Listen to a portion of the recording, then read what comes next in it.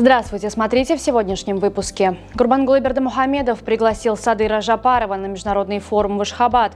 Преподаватель из Туркменистана изучила передовой педагогический опыт в Великобритании. Генсек Международной энергетической хартии представит экологическую программу на ТЭИФ-2025 и другие новости. Национальный лидер туркменского народа, председатель Халк Маслихаты Гурбангулы Бердымухамедов в ходе телефонного разговора пригласил президента Киргизстана Садыра Жапарова в Ашхабад на предстоящий в декабре текущего года форум Международного года мира и доверия. В свою очередь Садыр Жапаров пригласил национального лидера туркменского народа посетить с визитом Киргизскую республику в любое удобное время. Преподаватель английского языка Международного университета гуманитарных наук и развития Чемен Викилова посетила город Норвич в составе делегации педагогов из Центральной Азии.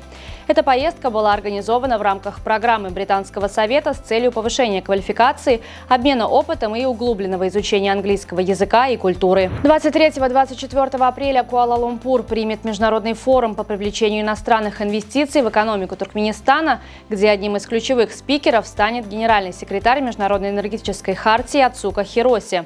Она выступит на 5-й сессии форума, где основное внимание будет уделено стратегиям сокращения выбросов метана и СО2, а также внедрению инновационных технологий в энергетическом секторе.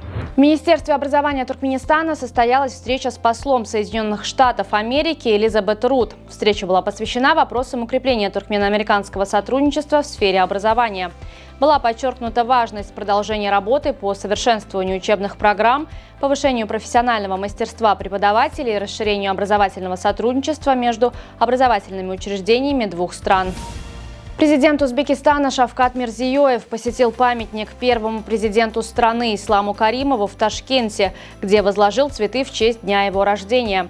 Памятные мероприятия также состоялись в Самарканде, где находится место захоронения Ислама Каримова, и в Карши, где первый президент Узбекистана ранее занимал пост руководителя области.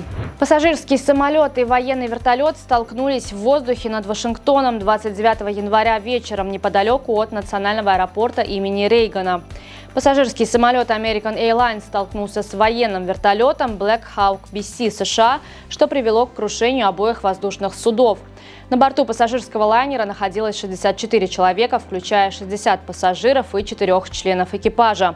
Военный вертолет, выполнявший учебный полет, имел экипаж из 3 военнослужащих. На данный момент выживших не обнаружено.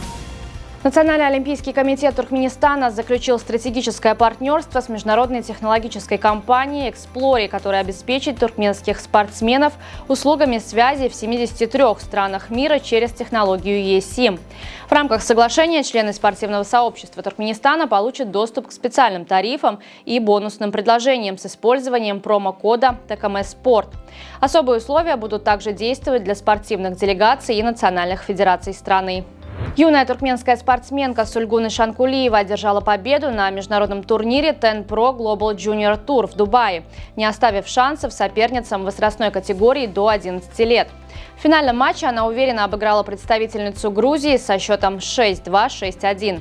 На пути к победе Шанкулиева последовательно обыграла спортсменок из Алжира, ОАЭ, России и Казахстана.